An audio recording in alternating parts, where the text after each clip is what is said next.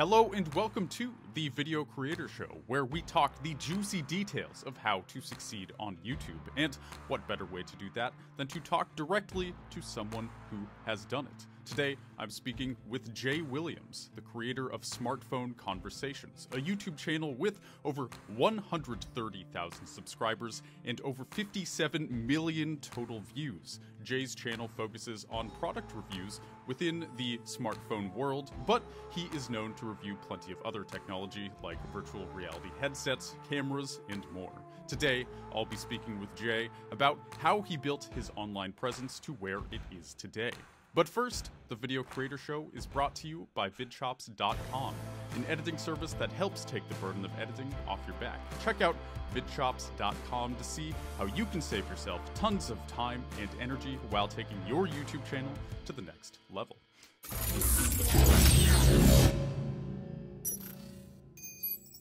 Jay, how you doing today? Thank you so much for joining me. Oh, man. I appreciate you having me on. It's an honor, actually. I'm pretty interested in doing something like this. I like to vlog, so it should be fun. Yeah, and I think it's always a little cathartic to talk about the back end of YouTube, right? As somebody who has built a couple channels myself, it can be kind of nice to talk shop, so to speak, where usually there's not much of an opportunity to do that.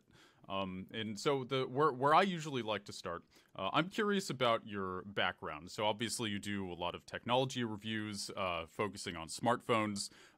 Have you always been interested in gadgets, or gadgets sound kind of a little old saying that, but like, where did this interest come from? Have you always had it within you? Was there like a defining moment where you're like, oh my God, I love technology. I want to share this with the world. Tell us how you got into this space.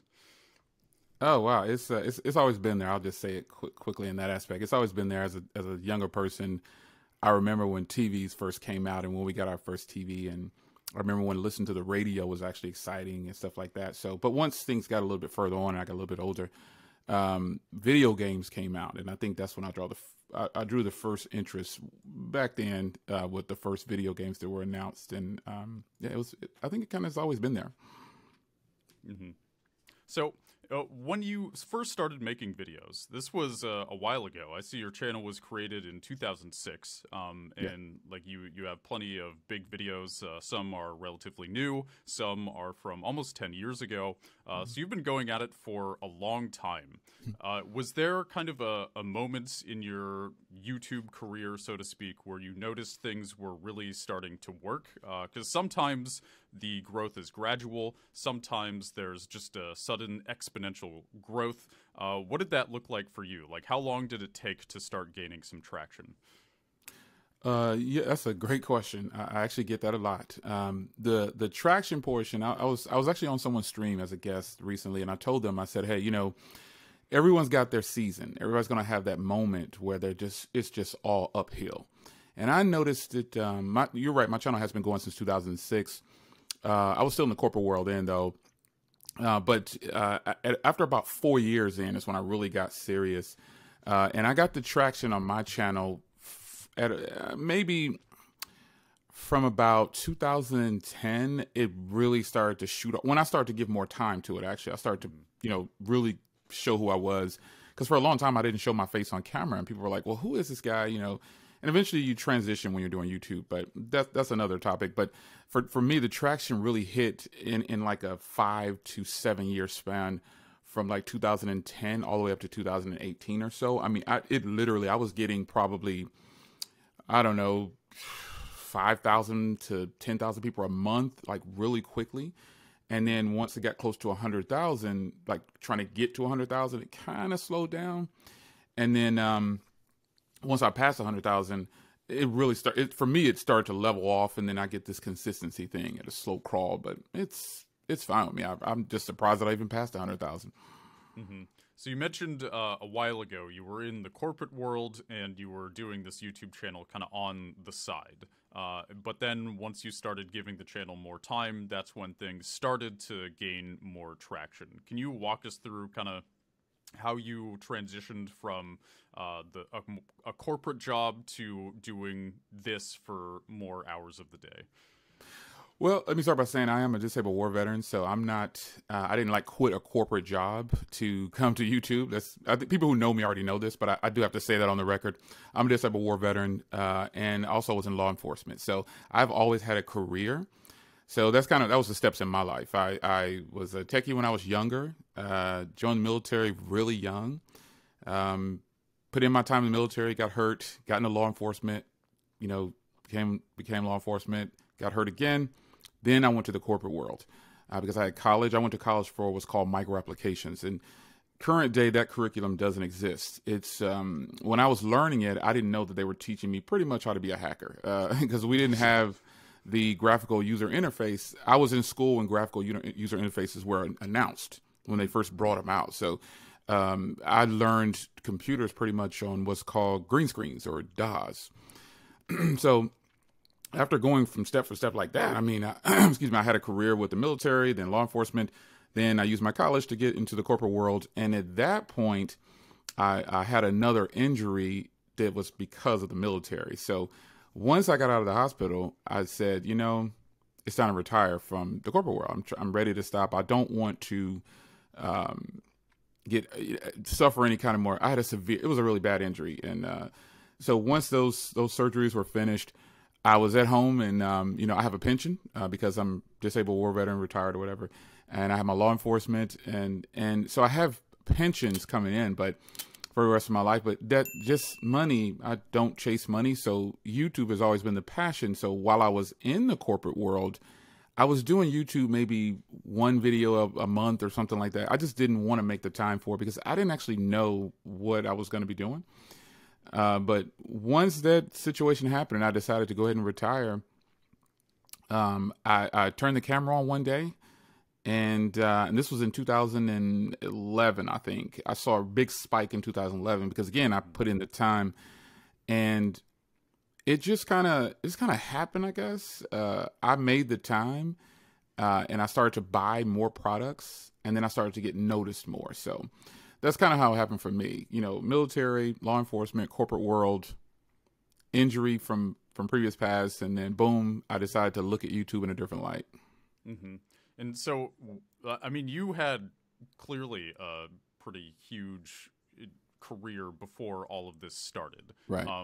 That seems like it would be a good foundation. I think a lot of people, like, they get nervous in front of the camera, but, you know, to put it bluntly, it sounds like you've really been through some shit, and being in front of a camera, probably not a huge deal. No, it's nothing. Yeah, no, it's definitely. But I think that's an advantage that I probably have over some people on YouTube. Like, there's another creator, Mobile Geezer. He's older than me. He's 70. He's in his 70s. I'll just say that. And he's a retired engineer. And so what I've noticed about people on YouTube, they haven't had the opportunity. They don't have a career that they've completed, if you will. YouTube is their career. And for me, believe it or not, this is still fun. I don't consider this work at all because I'm a little bit more relaxed because I have retired and I do have other income. I'm pretty much established without YouTube. But my passion, if you see that in my video, you would probably think that this was a full-time job for me based on when you watch my videos, because I genuinely have learned not to chase money. Like, and this is coming not from YouTube. This is just life, because I fall on the older tier of people on YouTube, even though people don't think so. I remember you were telling me your age off camera, and I have children your age, older.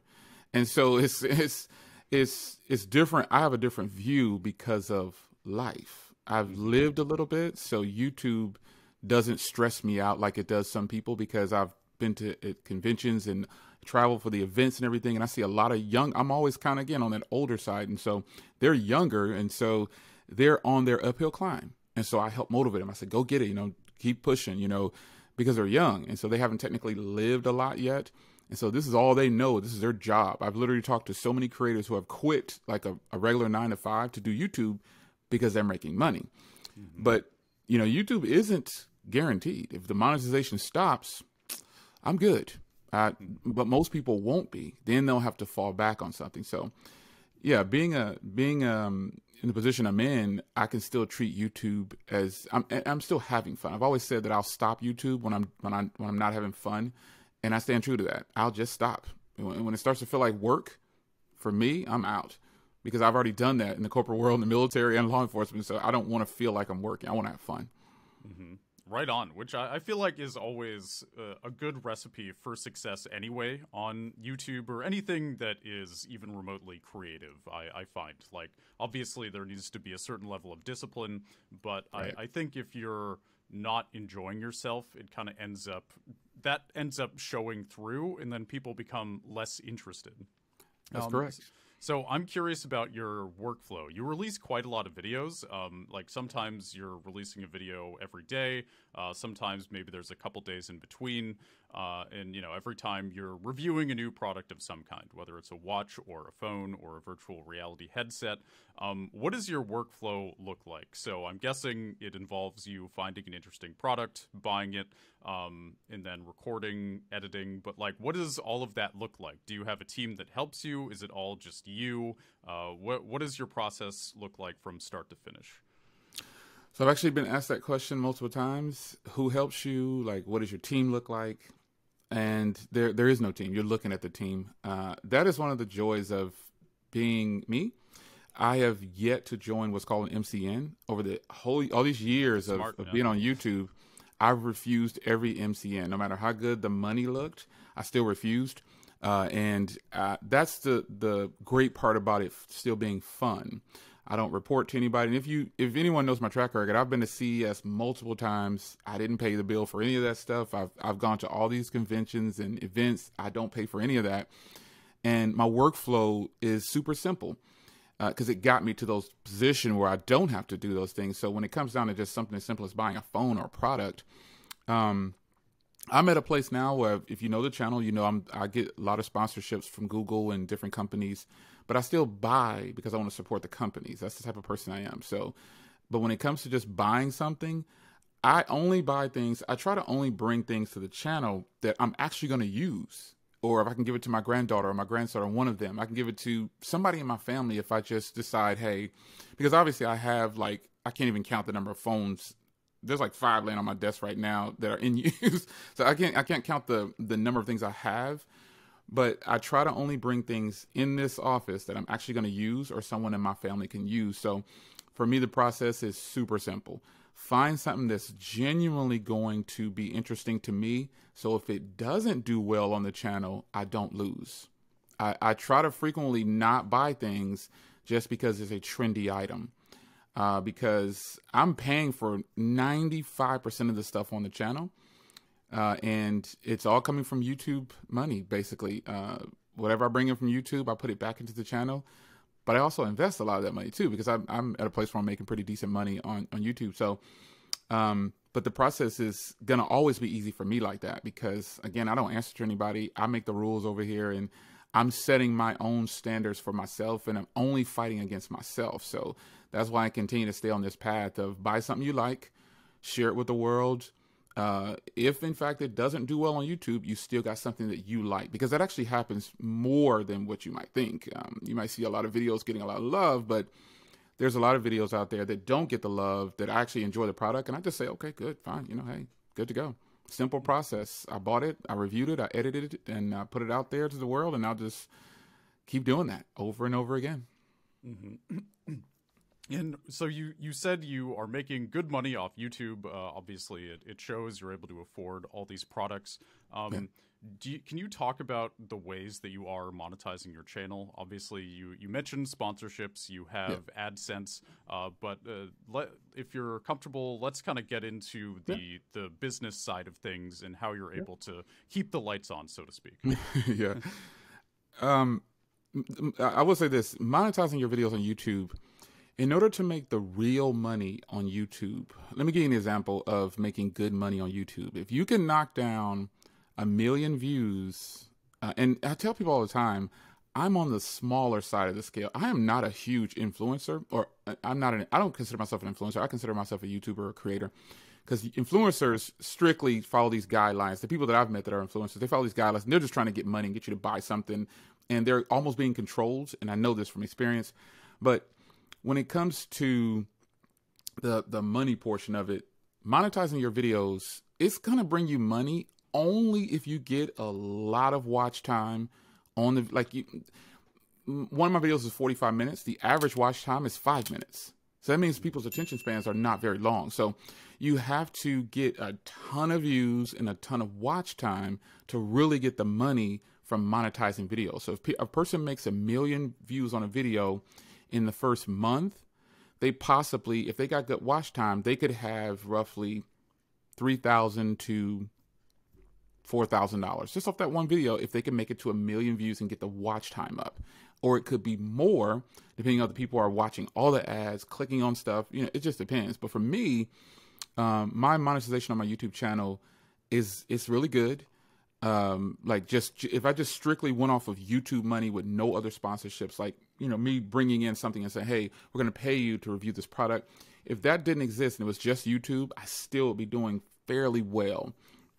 I'll just be transparent. It's not as much as my pension, but it's enough to pay a very large bill if I had one. You know what I mean? Like thousands of dollars, I'll say. Let's just throw it out there like that. It's thousands of dollars that come from YouTube every month for me. But the real cash flow and building a business side of it, if you want it to be profitable, for me, what I do is there's brand deals. Like you have a sponsorship for this video.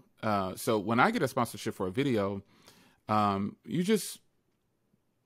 personally asked them, hey, what is it that you expect from this?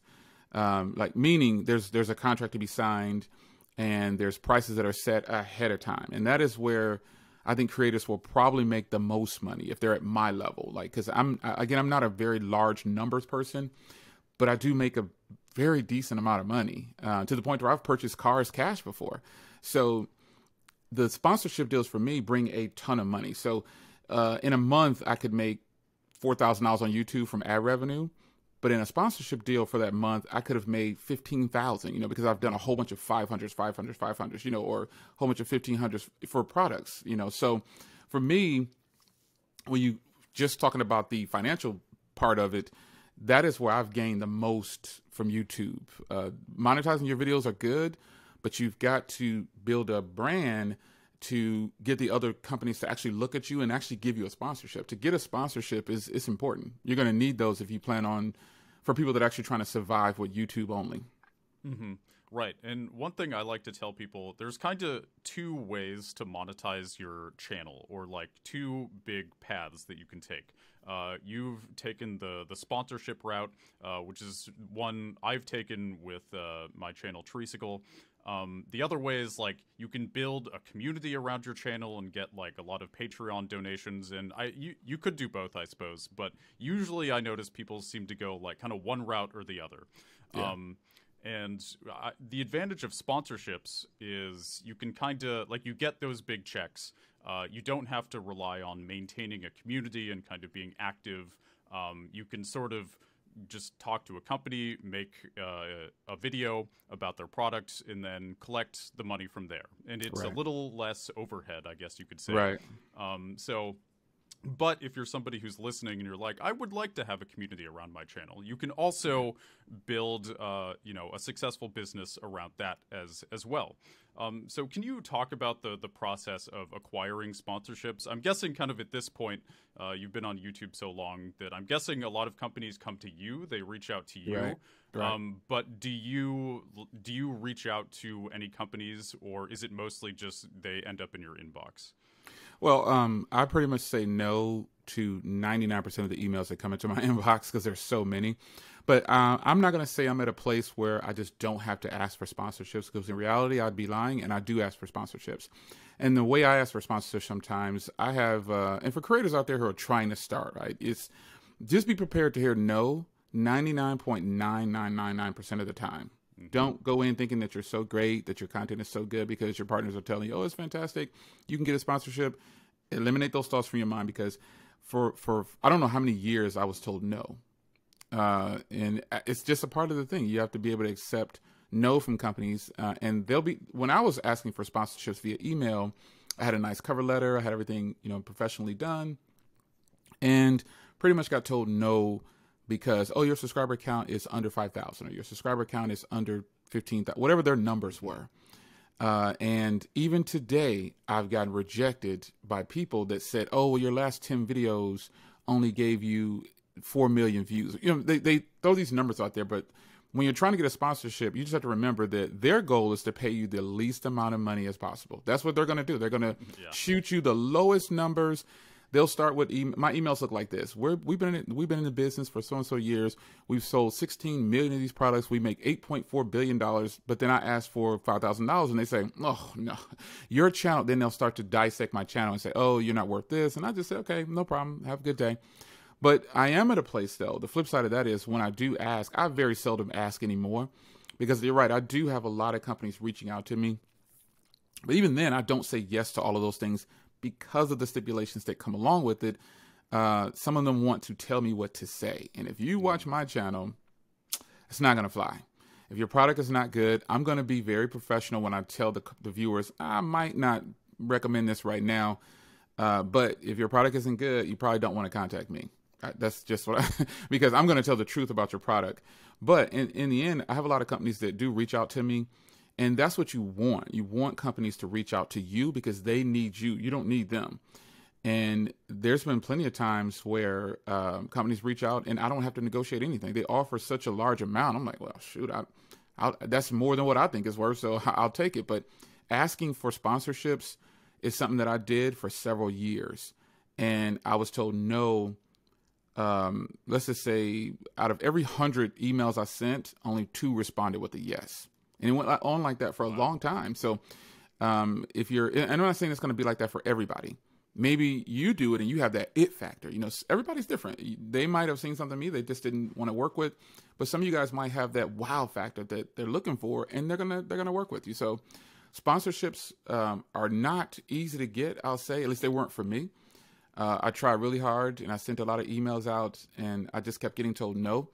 And so eventually I said, you know, I'm just going to buy my products myself and I'll let the work speak for itself. And ultimately, when I started to do that, I got flooded with emails saying, hey, we'll give you $1,500 to review this monitor. We'll give you $400 to do this. And we'll give you $250 to do this. And I thought it was a joke at first, but I was like, whoa, I am really getting over flooded with this. And it's great. You know, it's not like that now per se, but because I'm in a really high tax bracket already, so I really reject a lot of. Sometimes I'll just say, "Give me the product." I don't want any money because a personal life. I mean, I'm in a really. I pay a lot of taxes. I probably pay what some people make for the year. Really high tax bracket. And so when I take all these sponsorships, you got to pay taxes on this stuff. So I try to be mindful and not focus on too much money, but. It is nice to have the support of sponsorships because if you do right by them, they will come back to you over and over and over again. And, you know, if you want to build, if you want to remain profitable, you have to up your game for your cameras, your mic. You have to do things to make companies see you. You have to, or you probably won't get a lot of sponsorships if you don't have that wow or it factor for whatever they're looking for. They could want you to review some software or a pen or a tablet. It could be anything. Mm-hmm. And you seem like you're in a good space for sponsorships as well, because your videos, like each one is dedicated to one product. So for those who don't know, there's kind of 2 types of sponsorships. There's integrated sponsorships and dedicated sponsorships. So obviously your videos are dedicated sponsorships. Like every video you're reviewing a product. So if somebody sends you a monitor and they pay you $1,500, the entire video is dedicated to that product. And generally, I mean, pretty much always, a company is willing to pay much more money for a dedicated video than for an integrated one. So that, I mean, if anybody is thinking like, oh, what space should I start in? If you are interested in kind of technology, doing tech reviews, it can be very lucrative for that reason. Mm-hmm. It can. I've used that terminology a bunch of times. I've told people, I try to remind people though, don't chase money. And again, that comes from the side of me I'm an older adult. I chased money when I was in my 20s and 30s and 40s. And it's not, you just shouldn't do it. You got to be happy first. But it's very lucrative on YouTube. And like I said before, I've paid for cars full price. Even now, I've got all new cars. And I don't normally switch, products like that. I have a car channel too. But when it comes to paying for something, it's just pretty much coming out of YouTube money. And it's very lucrative, like you said. The one-time deals are what I like. as far as sponsorships go. I would prefer for them to just pay me, okay, $5,000 one time, and then we're done. I don't owe you anything. Because there's a lot of sponsorships that'll say, we own the rights to this for 12 months. Those are the ones that I say no. Because they're going to make way more money off of you than them giving you $5,000 for once for 12 months worth of owning your product. And they didn't do the work. You know, kind of like the record industry. You know, they own your masters, and they're keeping all the money and you just get the scraps. So when it comes to sponsorships, you really got to dig in and read the fine print, because some contracts you'll sign, even though they're a one-time signature, there's a lot that comes along with that signature. Mm-hmm. Yeah, and does that take a lot of time to read through the contracts? Because at least for me, when I was doing a lot of sponsorships, we had a manager who kind of dealt with that for us, and then sometimes we would deal directly with companies. Usually it was pretty straightforward. We kind of had 4 people on our team, so we were able to, I guess, crowdsource the reading of a contract, so to speak, make sure nothing slipped through the cracks. But is that something you've had to deal with a lot, where people are kind of slipping in sketchy things into the fine print, into like a 20-page contract? Is this something that people should be hyper vigilant for, or was it more of an occasional thing for you? Pretty much when I first started doing it, it was occasional. It was like I was just signing, and I wasn't really understanding. But I have nothing but time, so I read over these things, and what I've learned to do is make them sign my contract. I don't sign theirs. I still do this to this day. I've had companies recently reach out, and when I say recently, I mean like within the last few days or so. Every day, I'm going through emails, and I've had them tell me just plainly, you know, that it's the wording.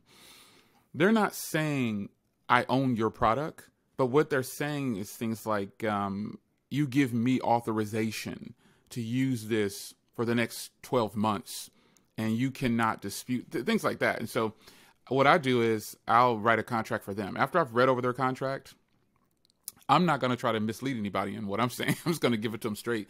And most of the time they just say, okay, well, fine. We'll sign your contract. And that's what you should have them do. Signing a company's contract for a sponsorship can be very dangerous. Like you said, some of those things are like 20 pages. And here's where I draw the line, though, and I'll be transparent. When it comes to companies like Samsung, Google, these are all companies that have paid me, HTC, LG, but I've done commercial spots for them. I read those and I skim over them, if I'm being totally honest, because I know no matter what I do, they have way more lawyers than I do. Mm. And so if they're going to pay me $15,000 for 45 seconds, they can have that for 2 or 3 years. I don't really care, because I won't make $15,000 off of 45 seconds in a lifetime for anything else going on in my life. You know what I'm saying? So I read them and I can see what what I'm agreeing to.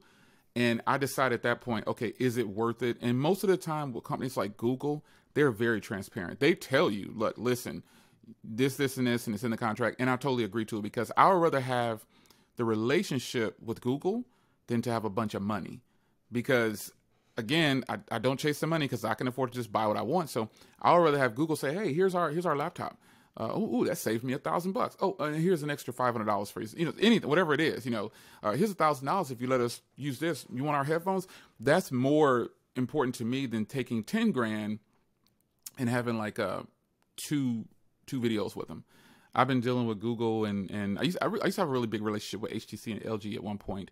And even Samsung has come to me and said, hey, Jay, you know, they flew me out before and they've paid me to be in their spots. And just the business aspect of YouTube when it comes to sponsorships, it is very important. You have a team to help you. And I don't. I could, because my wife is senior executive she was senior executive at the firm. She retired too, but then she decided to go back and become she's that type of person. I'm a very detailed person, but she does that professionally. So if I really wanted someone to look over something, I would just say here. But in the end, I've learned from all my failures from just saying yes to take my time. And and a lot of creators don't have a team, they just have themselves. So if you focus on not getting paid for something and focus on the relationship, all the money and stuff will come later. If either you want a relationship on YouTube and you want to be that type of creator who builds a foundation that's going to stand for a long time and not have 2 million subs, or you're going to be that person with 10 million subs that's a wreck. I mean, you're stressed, you're running around. Oh, you're getting a lot of money, but you're not enjoying your life. Mm-hmm. Yeah, patience is a huge virtue, especially here where you're kind of carving your own path. And I think people often shoot themselves in the foot by not being patient. They want too much money too quickly, too much attention too quickly, and they're not really ready for it. And especially like a very clear example here that you brought up is when you're negotiating sponsorships, especially early on, and maybe, you know, if your channel is very new, you don't quite know what you're worth, like how much do I ask for? Right. Some people, they probably ask too much too quickly. Yeah. And sure, okay, you get $5,000, $10,000, that's great, but if the company doesn't get a return on that, then they're not going to come back to you, and you actually end up losing money in the long run, and then it's going to be harder to kind of fund your channel, and then you're going to be more stressed about money if you do this with too many companies. You know, you burn too many bridges, so to speak. But if you're willing to just be frugal and patient and kind of let things happen, and as you said, kind of chase happiness and contentment more than money, then I think you're setting yourself up to succeed in the long run, but you have to be patient. That is correct. I've always told people, if you're not good with $10, you're not going to be good with 10,000. You have to remember that. If you get $10 really quickly and you blow through it really fast, you're going to blow through $10,000. That's a true story. I got paid $100,000 one time, and I blew through that in like 2 years. Ooh. I was in my 20s though, but I mean, I didn't. And for a person to say $100,000 in 2 years, that's not bad. Yes, it is bad. It is bad. You should not spend $100,000 in 2 years or less. There's no way. You can take 75% of that and invest it, and then live off the. It was all wrong. I blew through that, and it was probably less than 2 years, but I did get it's actually 150,000, I think, and I blew through that in less than 2 years, man. But that's the young, like you said, I wanted it real fast. I didn't know, and that was it. Had nothing to do with YouTube, by the way, but still, I did get it, and I blew it, and I will not go back to that. That has not happened since. Mm-hmm.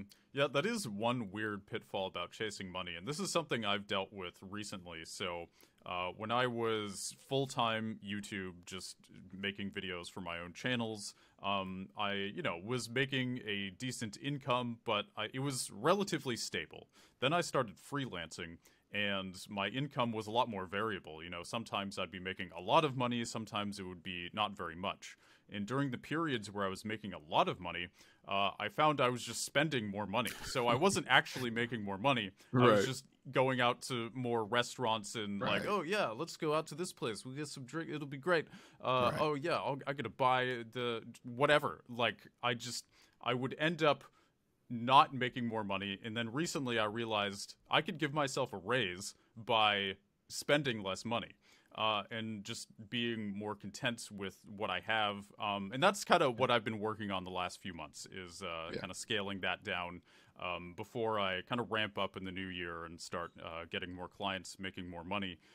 But it is funny how that works, how easy it is to spend a lot of money, no matter how much you have. It can just go away because you're just, oh, well, I got this much. I'm going to always have this much. And but no, that's not really how it works. And it's weird.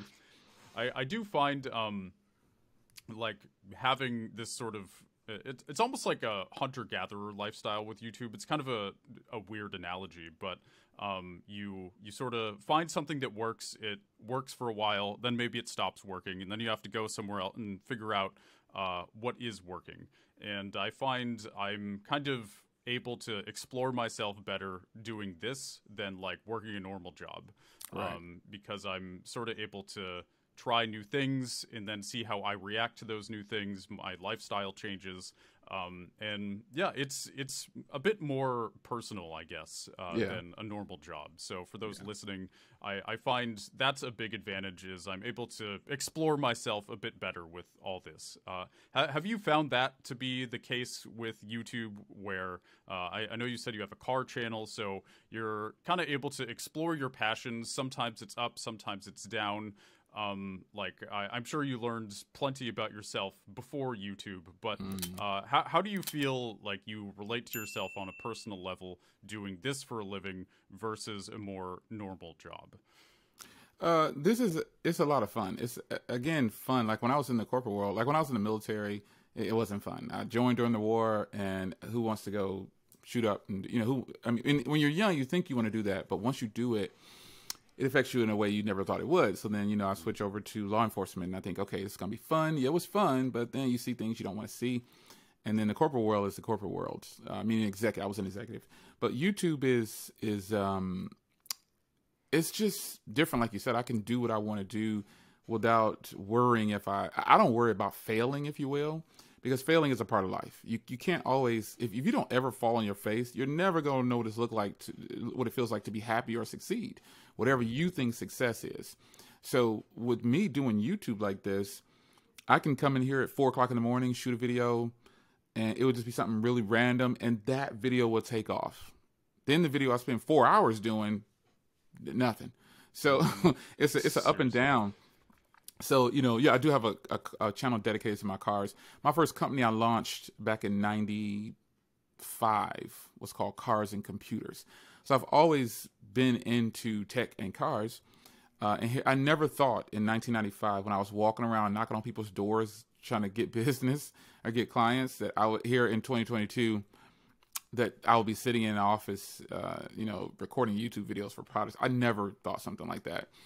So, I mean, it's so, for me, it's more personal to turn on the camera and vlog with a person or do streams and things like that. I used to stream every day on my channel, but I cut back, just overkill. I got burned out. Like you said, I get to pick and choose and explore myself and see, is this going to work? How long will I be happy doing this?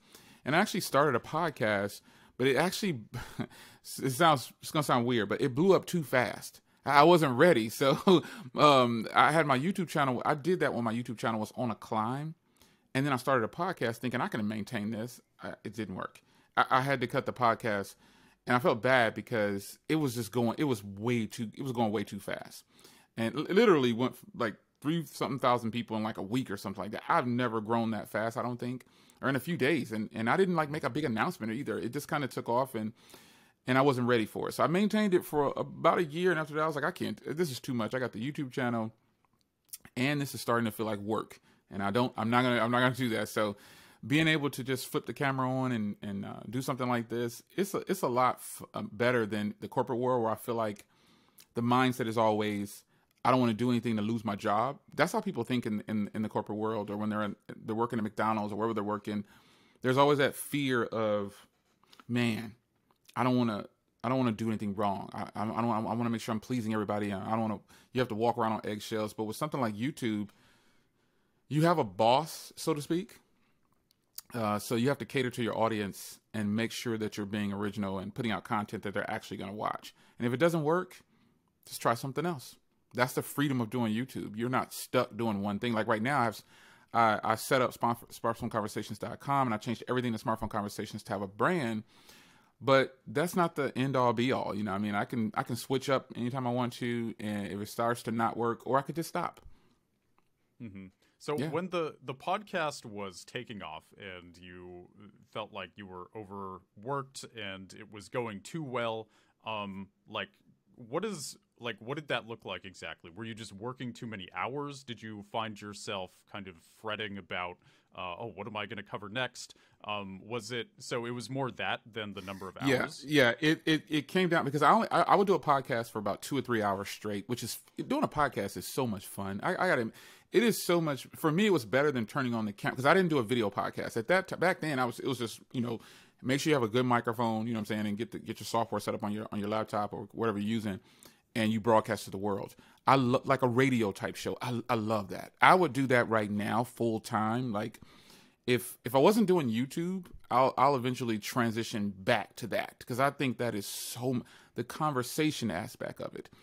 But for me, I was starting to struggle with having things to talk about, because I was covering the same things that was on my YouTube channel.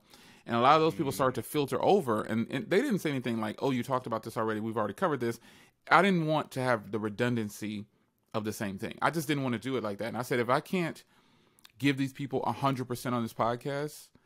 And I literally stopped that podcast when I was on an uphill climb. Like, it was just it was doing so good. But I saw the redundancy, and I'm big on integrity. Like, things in my personal life flow over into YouTube. That's why when I open a box on a phone, I'm genuinely like, oh my gosh, I'm really excited. I don't run a script on my channel at all. I just shoot it out, shoot the camera on, and I'm going, and that's how I've built my brand. People know that I'm just going to flip the camera on and just say what I have to say.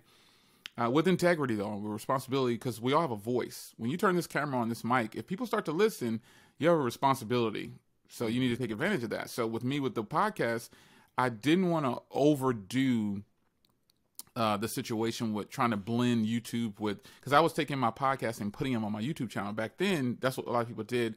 They would record their podcast and then upload it to the YouTube channel for the people that missed, or just couldn't join live, because I used to get that a lot. I can't join you live on your podcast, but I'll see you over here. So I just didn't like the redundancy from my YouTube channel and finding topics that were so different from my YouTube channel. It just wasn't hitting right. So like I said, unfortunately, I stopped it when it was at its peak, and I kind of regret it. But it was monetized too. My podcast, I had gotten to the point so quickly that they allowed me to, you can monetize. And so, but again, it wasn't about the money. I just was like, you know what? I have to stop this, because I don't want to set all these people up for failure to where they turn away from me. Like you said earlier, your audience is going to know when you're fading. They're going to know when you're just not into it. And I decided to stop that before that happened. Mm-hmm. Yeah, like your mind is really your biggest asset when it comes to YouTube or kind of any audience-facing job. And right. if you're kind of falling apart or losing steam or whatever it is, it's good to deal with that before it gets too bad, because in the long run, that is really what's going to make things not go well for you. Yeah. And obviously you know this, but so like your podcast, you have a bunch of live streams on your channel. Yes. That's the podcast, right? No, I used to stream. Okay, so I had several. Okay, at one point when I first started off YouTube, earlier on, once I started to get really serious, I was streaming every Tuesday and every Thursday to talk about topics about the technology. It was called Tech Talk. And there's a couple of reasons why I stopped the Tech Talk one. But that was my initial form. People start to ask, what do you look like? And I used to say, why do you care what I look like? I'm giving you the products. But I didn't understand that they just wanted to get to know me. They wanted to see the person behind the voice. That's just a part of it. It became like that, because people used to post pictures of my hands online saying, I know this guy, but I don't know what he looks like. It was so funny. They were posting pictures of my hands holding phones. Like, I've heard this guy before. I just don't know what he looks like. So eventually I got in front of the camera that way, with live streams, and it became really fun. So it kind of took off. I mean, at some point I would have 400, 600 people in my live streams. And at that time, I didn't have 100,000 people following me. But the presence, I guess, that I gave, I'm not afraid to be on camera. I'm not afraid to talk in front of 200,000 people. I don't care about that. I'm just want to get the message across and just talk and have a good time. And I want you to give me good comment. It's a thing. So that didn't bother me. So I started doing those live streams twice a week. And I didn't get burned out on that. I wanted to have a more stable picture of myself once I realized, hey, people are actually interested in watching me talk about these conversations. And then so I started taking phone calls live.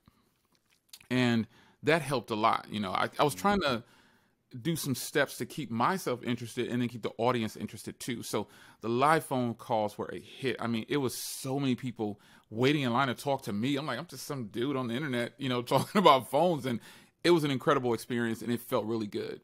But to become more stable, several years after that, I started what's called Smartphone Conversations, Monday Smartphone News. And I actually did that for about a year or more. And it was really good. But as we spoke of earlier, the redundancy, I got burned out. And I said, I'm going to stop because I'm getting burned out on this. And I don't really want to talk about what's going on in the news all the time with smartphones, even though there's something to talk about every day.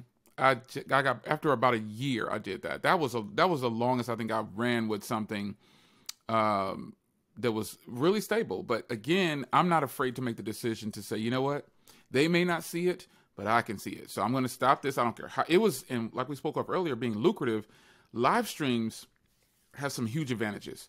There's these things called super chats, and people will just pretty much give you money because they like what you're saying, or they like you, something about you they like.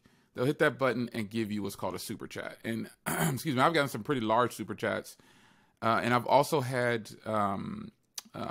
members. I turned that off though. I didn't feel comfortable doing that. And I've also done the Patreon, but I turned that off because, again, I didn't feel comfortable directly asking for money from people just to watch me when it's free. So I was pretty stable with the Monday Smartphone News, but I just decided I don't want to commit to this any longer, because you might think, Jay, you have commitment. No. I'm looking out for my audience. I don't want my audience to see me. Let me quote myself. Earlier I told you, if I just stop having fun, I'm going to stop. I totally mean that. So that is why I make these decisions for my audience. I don't want them to see me at a spot where I'm just burned out and I'm just on the camera like, yeah, you know, guys, that's not going to happen. You're going to see a happy me. I love to project positive energy and positive vibes. And so I don't want to give that negative energy to you. So I'm strong enough to make a choice, whether people think it's the right choice or not. Like playing the stock market, you got to make the big risky decisions, and somebody has to do it. I'm not afraid to do it. Mm-hmm. So I'm curious on how you view like fun versus work, because obviously if it's, you've said multiple times now, if it's not fun, you don't want to do it. But obviously sometimes you know, you got to put in the work and it's not necessarily that fun. So like you've had a lot of life experience. So how have you come to understand when something has stopped being fun versus like when you just kind of need to push through and do what needs to be done? A level of fun for me is I'm still getting excited about new smartphoneconversations.com. That's the plug. Smartphones. There's always going to be a new smartphone. Whether I review it or not is another story. So fun to me might not be fun to someone else. So I really enjoy getting in some of the latest smartphones, even though they cost a lot. And I always tell people, I'm not ashamed to tell you, go ahead and live vicariously through me. Do not buy this. I've told people multiple times, I got this phone for $2,000. You don't buy this version. You just watch me review this and have fun through me. But you buy this other version that's $299. You don't buy this expensive one. Don't follow what creators do, because sometimes they're not even buying the products and they're telling you it's great and to buy it. But for fun, for me, is still getting out there. Sometimes I'll just go to Best Buy. I'm in there for an hour or two, just kind of strolling around, you know, just checking things out. That's fun. I don't like going to Walmart or anything like that. I like to go into tech stores and anything tech related. I'll go in there and I will for sure stay in there for quite some time. Some people might not think that's fun. And I know this for a fact because I've been in a car club for, I don't know how many years, 10 maybe, I don't know, longer than that. And I took some of those guys with me to Best Buy. They needed a printer. All right, it's true story. True story. They just wanted a printer. And I have I know you know what the mega printers are. I have a couple of those. The big ones where it can print hundreds. It's got the mega tanks. Yeah. I'm excited about this saying that. I'm excited about that. Some people might not think that's any fun. They're like, what's so fun about a printer? That's what happened with my buddies with the car club. I took those guys to Best Buy and yeah, they were just like, okay, is this a printer? And I was like, but this $29 printer, I'm going into this. And they're just like, really, dude? We didn't know you were really, really like this about tech. But cars is the same way, but that's fun to me. So I don't know. I honestly don't know where I draw the line for what's fun or not. I think it's just a personal emotion that I might feel about something if I'm losing interest, or I just feel like, I don't know. I just think you're not too old to learn, and I'm still kind of learning my way through this. Believe it or not, all these years later, I'm still learning. I just know with me though, when it comes to what's to be considered fun, when it comes to sitting in this office, it's got to be for me something that's still keeping me intrigued to keep coming here doing this. And when I cut it off, I'm just moving on. So I think it's just some kind of internal feeling that I might have when it comes to like before I started this podcast with you, I was actually on a live premiere up until a few minutes before it started with a phone that came out 2 years ago, or device, I should say, that came out 2 years ago. Still exciting. I don't know. still good. So I just think it's some kind of an emotion that I might have that sparks to say, hey, this is still good, or you should probably stop this right now. I really couldn't give you a direct answer as to how I figured that out, but it's got to be something emotional for me. It has to be. Yeah, it seems like intuition is the key word with like whether something feels worth it or not. Like, are you enjoying the process? Because it can be a little more complicated, which was sort of the essence of my question, where, sometimes making a video isn't fun necessarily, but I think for me, if I'm enjoying the process, when I'm looking at my channel with a bird's eye view, like, am I excited for, ooh, that video sounds cool to make? If you're getting that feeling, or like you're kind of browsing the aisles of Best Buy or whatever, there should be moments and feelings where you are genuinely excited, and sometimes you're kind of in the trenches, you're in the middle of making a video, and you're like, oh my god, this is boring. Like, the video itself isn't boring, but the process of making it is maybe work. That's okay. And I would argue even those moments can be important too, because if you're kind of able to push through those, then you at least have some discipline, and that's important, right? Oh yeah. Yeah. So I don't have a moment where I'm in a I've yet to have a moment in a video where I say I'm recording, I'm like, this is gonna be boring. I don't. Yeah. And you might not think that's true because of how much content I put out. You might, dude, you put out like 7 videos in a week, I don't have those moments where I say this is gonna be boring. Now, what I do have sometimes is I've done this, all creators have done this countless times, but for me, it might be a little bit more than those creators because of how much content I put out, the volume. I'll record a video for 30, 40 minutes. It's a good video. I don't like it. I'll scrap it and do it again. And I've done that sometimes 5 times in the sitting in here. Like, I've been here for 3 hours, but it still doesn't feel like work because I actually like the product. So I guess it's difficult for me to define work because I actually had a career prior to this. And YouTube will never measure up to going to war in the military. It'll never measure up to me arresting someone. No one's fighting me. I went from a very violent lifestyle to sitting in an office. I mean, well, I was an executive first, but it came in tears for me. Okay, so I went to join during the war. After that, got into law enforcement. Extremely violent in both of those. Meaning the other people. They're giving me this type of energy. To being an executive, which it took me a long time to transition to sitting in the office and, being in front of a computer. In between all these times, obviously, I was in college. I was in college in the military. I was in college when I was in law enforcement. I was in college during that second little part of my, as an executive. But and I think maybe that's why. Maybe internally I'm comparing it to what I used to do. And it'll never measure up. YouTube will never give me that much stress. And that's the discipline I probably have over some other people. Again, I've had a career already before doing YouTube, and most people, this is their career. So maybe that is my answer. I guess that is my answer. It'll never measure up to bring me any kind of pain and struggle that my actual life was before YouTube. Mm-hmm. That makes a lot of sense because, like, YouTube, there's all these conversations floating around, creators talking about YouTube burnout. But if you have been through literally war and law enforcement. YouTube clearly is a walk in the park. Obviously, that's not something you can really teach somebody. I'm always trying to boil down what we're talking about to be understood for the audience here. But in a way, I guess that's a lesson.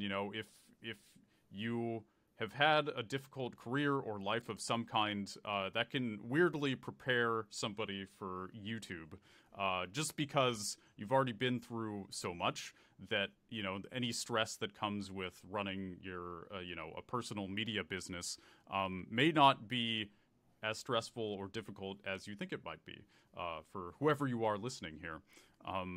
Well, I feel like your career leading up to everything, I'm sure it was, really difficult at the time, but it seems like it's kind of given you a foundation to really enjoy your life after the fact. Would you say that's been true? That's definitely true. Because I didn't think this is the way it was going to be.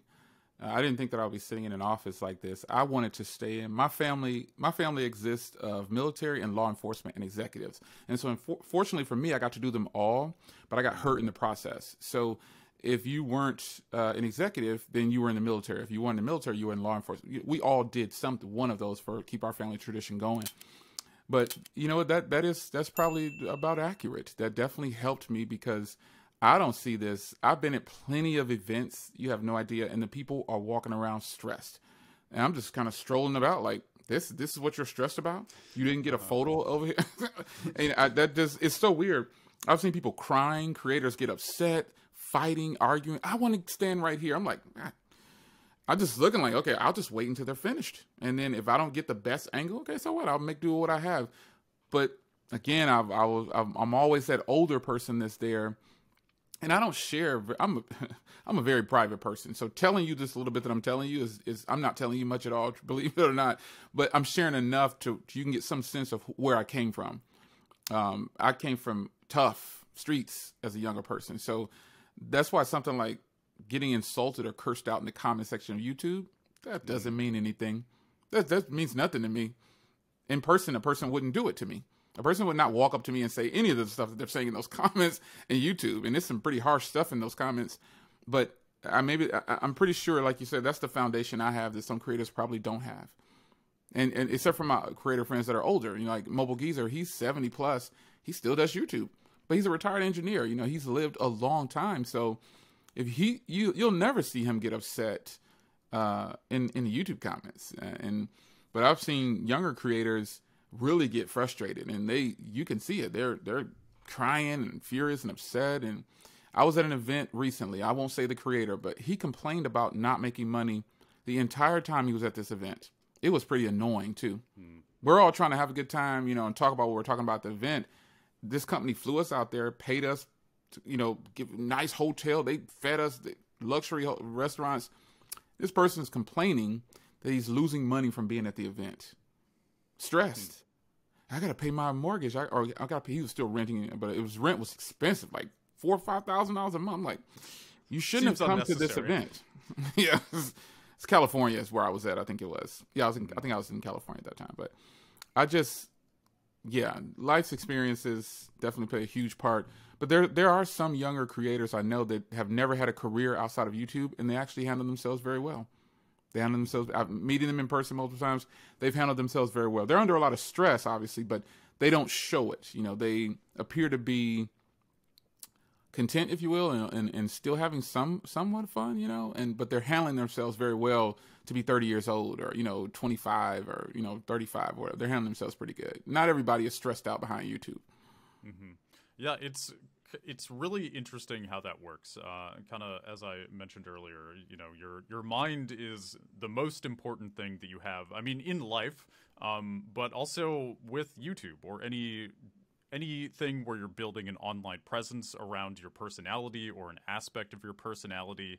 And so I feel like life can really prepare you for this, even if it feels irrelevant. Because, I mean, anybody can learn how to edit videos or pick up a camera. And I think your presence on camera and your ability to deal with the pressures is that's way more important than the technical knowledge, because the technical knowledge is so easy to acquire, especially nowadays. Yeah. There's all kinds of editing software, and cameras are really cheap. The hurdle is really your kind of own mental health and ability to deal with life. Right. And that's one thing I kind of had to learn when I was full-time YouTube. I was always stressed. It was like way too much. I mean, I was that guy who, just every day I was kind of a wreck. And then it wasn't until I took a step back and started making money in other ways that I felt like I really started to get it together. And now I'm kind of figuring out how to get back into making videos for myself regularly, but without that constant kind of anxiety. Because, I mean, it's completely unnecessary. And it doesn't, it's not good for me. It didn't end up going well for my YouTube career anyway. So it's like, mindset is really everything here. And yeah, I feel like this conversation has been a really good reminder of that. So thank you. I appreciate it. Thank you. Mm-hmm. And yeah, we've hit the hour mark here. I oh, don't wow. want to keep That was you fast. too long. Yeah, Whoa. it really zoomed by, huh? That was quick. Wow. Yeah, I mean, it's already smartphone noon. conversations, just conversation in general, I love it. I love it. I'm always a guest on someone's stream too. So, hey, I love it, man. It's fun. Mm-hmm. And yeah, so now that we've kind of hit the end here, like you said, you have a car channel. Was there anything you wanted to pitch, just to throw people to anything they may have missed? No, I mean, my car channel is always linked in one of my videos at the bottom, but no, man, I'm just all about promoting positive vibes. Like you said, I actually have, now I'm, focusing on myself for a second, man, I have been through a lot. But I don't really, that's the past. I'm walking forward now, having a good time, and I'll just keep going, I guess, as long as I'm able to do it and still have a good time. I don't have a need for much, I'm just happy to be alive and, going,